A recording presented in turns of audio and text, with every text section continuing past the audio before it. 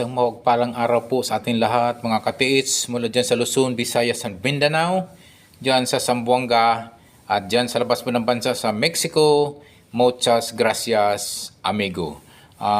Bago pala ako magpatuloy po sa aking aking YouTube channel po at ako po ay nagdedicode po, nag-aanalisa po sa mga treasure, marker, signs, and symbols, mga katiits. Yung mga gusto po magpadala po ng treasure sign, marker, and symbol for decoding and analyzing, pwede nyo po ipadala o send po sa aking Facebook page, Alejandro Sanchez. Yung sunglass po ako doon, naka-seed po ako doon, mga katiits po. Yun mga katiits, ako po ay nagpapasalamat po ng maraming salamat po sa inyo, yung mga aking supporters, aking mga subscribers, mga aking followers po. Maraming salamat po sa pagsubaybay po sa aking YouTube channel, mga katiits. More on po ay nagdedecode po at nag-analyze po ng mga treasure symbols, treasure markers, and treasure signs, mga katiits. Okay po mga katiits, ito po yung ating tunghayan po ngayon ay isang kaliwat kanang projects po na may mga road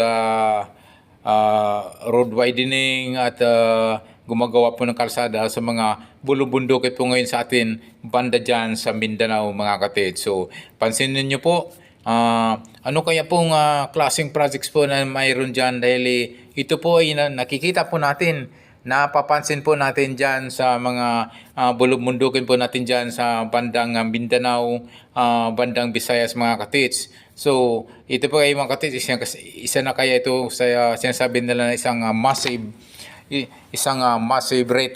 retrieval po ng mga Yamashita treasure, like mga big bunker deposit po ng mga gold bars po, mga katiits, ni Yamashita, mga katiits.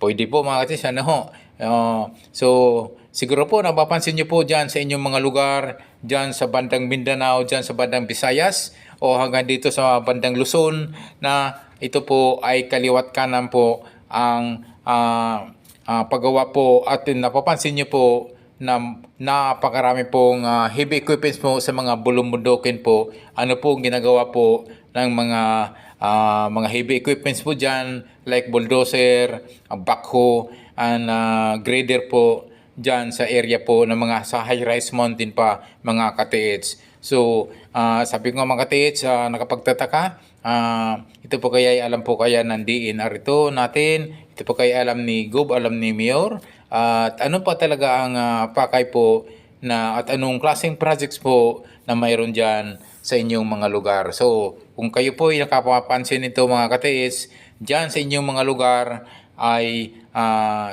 tingnan nyo, mga katiits, kung ano po talagang projects po pwede pong isang Yamashita retrieval treasure yan, mga katiits. Pwede po, mga katiits, dahil nga bakit po nasa mga high-rise mountain, nasa mga bulubundukin mountain, at yung mga area na ito po ay minsan po ay yung papansin nyo po na para siyang medyo umbok na lugar, na pwede pong pagkukayan po ng treasure at pwedeng pagtaguan po ng mga Yamashita treasure po, mga katiits po. So yan po, mga katiits,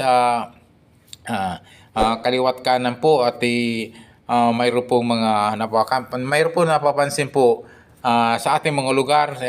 Pansinin niyo po, mga katiits, na mayroon pong mga gumagawa ngayon ng heavy equipments po sa inyong lugar, mga katiits. At yan po banda sa inyong mga katiits, lalo na banda sa Mindanao, ay maraming big marker, big boulder markers po dyan, big boulder signs po dyan, mga big rock po na mayroon pong mga nakalagay po treasure sign markers po ng mga Yamashita treasure, mga katiits. Yan, napapansin nyo po, ay yan banda sa Mindanao po yan, na napakalaking big boulder sign, big boulder markers po yan, mga katiits. Diyan po ito sa Mindanao, mga katiits. So tingnan nyo po, mga katiits, at massive retrieval po. Na napapansin mo natin at naobserbahan po natin na mayroon po mga heavy equipments dyan po sa mga bulumbudukin po natin at ano po ang pakay nila. Pwede pong retrieval na nga po yan na mga Yamashita treasure mga katiits. Tingnan nyo man mga katiits kung ano po yan ate. Yan po ba sino nagmamayari niyan? Anong klaseng sinong construction firm yan? Anong pangalan yun? Taga saan po ba yung itong construction project na yan mga katiits? So madalas naman mga katiits ay ang napapansin nyo po kapag yan ay Japanese construction firm or Korean construction firm or Chinese construction firm na nandyan po sa inyong bulubundukin ay alam sa mga katiits. Yung po ay isang retrieval po ng Yamashita gold mga katiits. So tinitira po niya naman ng katiits. Napapansin niyo po sa inyong video ay yung mga kalbong mga bulubundukin mga katiits na parang medyo umbok po, may pagkaumbok. Yung po mga katiits, possibly po or 100% po ay Yamashita treasure na po yung mga katiits. Yan mga katiits, alam niyo naman po na hindi basta-basta po itatago, iiwanan po ng Yamashita treasure po ang item na yun mga katiits kasi nga isang big item po yan, isang big bunker deposit yan mga katiits. May mga bomb trap na yan, may mga big may mga trap na po yan mga katiits, may mga poison po yan na may mga danger na po yan mga katiits kasi nga hindi basta-basta po yan nila ibibigay noon. Kaya nga may yung mga pinapasukan ng entrance noon mga katiits ay mayroon po yan mga booby trap, may mga bomb trap yung mga katiits. So ano pong ginagawa po nila mga katiits?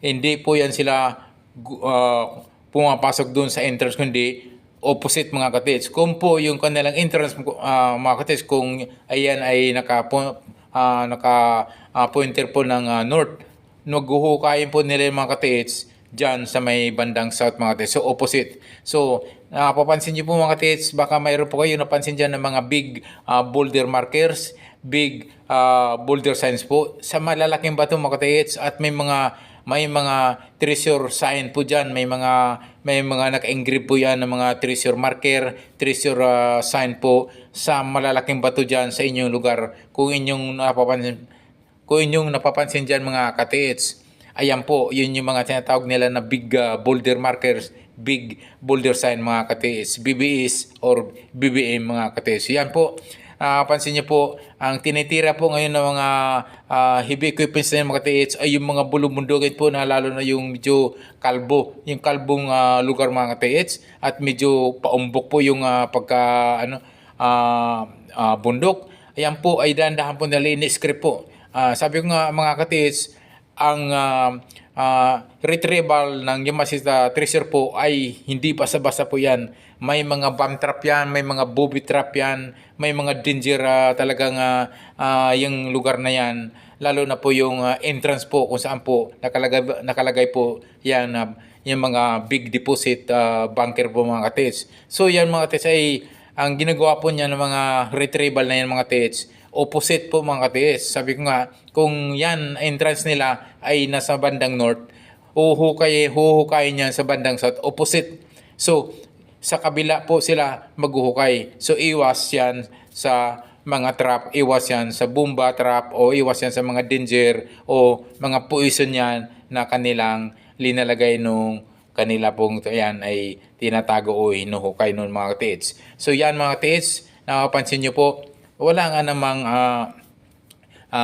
disgrasya, wala nga namang pwedeng masaktan sa mga ganyang ano. At ito mga katiits, maaari po sa inyong lugar ay napapansin nyo po na mayroon pong malalaking bato, mayroon pong mga lalaking treasure marker po dyan sa inyong mga lugar. So yun po mga katiis, pansin niyo po, yan po ay mga big marker treasure po mga katiis, big boulder marker sign po yan mga katiis. Napansin niyo po mga malalaking bato na may naka-engrave, may nakaguhit po na treasure markers mga katiis. Yan po mga katiis, napapansin niyo po na ito po ay ini-script, dahan-dahan po nila yan tinatabas po yung gilid, yung paanan ng bundok mga katiits, dahil nga alam nila mga katiits na diyan po pwede nilang hukayin yung item po na sabi nga ito ay pwedeng retrieval ng mga Yamashita treasure to mga katiits. Kasi nga kaliwat kanan, kung napapansin nyo po mga katiits, marami pong mga heavy equipments po na natagpuan po sa mga bundok po ng bandang Visayas, Mindanao, and Luzon mga katiits. So yan mga katiits, sino-sino po ang nakakaalam? May mga permis ba yan? May mga permis ba yan galing DNR? O alam ba ni Gubian? Alam ba ni Mayor yan? So alam na mga katiits kung sino-sino po yung mga contact ng mga katiits. Yan po mga katiits. Kung may napansin po kayo ng mga malalaking bato sa inyo, may mga naka-engrave na sign, mga treasure sign, mga treasure markers po.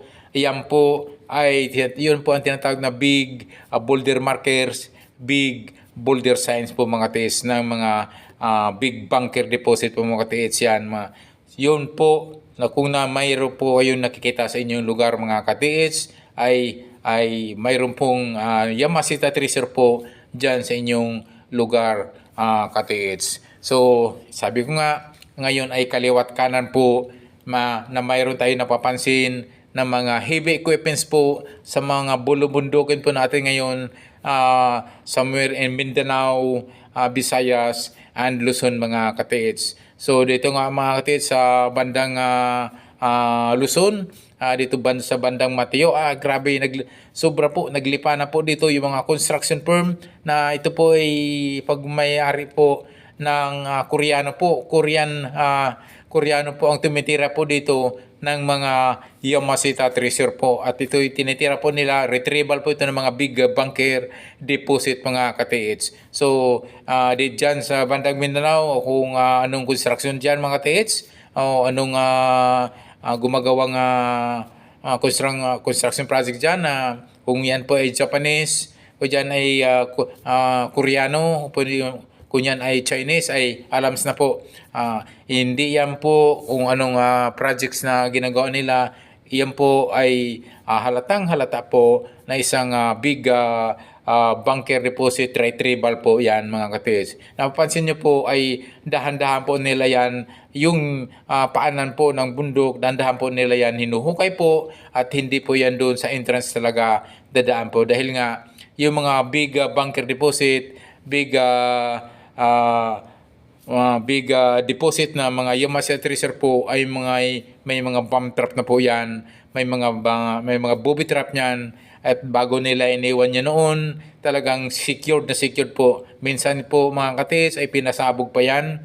Talaga po yung iba na minsan po ay linagay nila sa mga cave, sa mga kuweba, at pagkatapos pagkalagay ay pinasabog pa yung kuweba para lang talagang hindi na mapasukan ng ibang na pwede pong mag-retrieve po mga katiits. So, yan mga katiits ay kung napapansin nyo po na ngayon po ay kaliwat kanan po yung mga heavy equipment mo dyan sa mga bundok. At napapansin nyo po sa inyong lugar po, baka mayroon po kayo napansin dyan na malalaking bato. Yun yung tinatawag po na big boulder markers, BBS o big boulder signs po mga katiits, na mayroong naka-engrave po. Mayroon po naka-engrave na treasure marker sign po. Yan po ay mayroon pong Yamashita treasure po sa inyong lugar mga katiits. So pansin niyo po dyan, yan po ay mayroon po kayong mga Yamashita na kayamanan dyan na sa inyo na iwan. So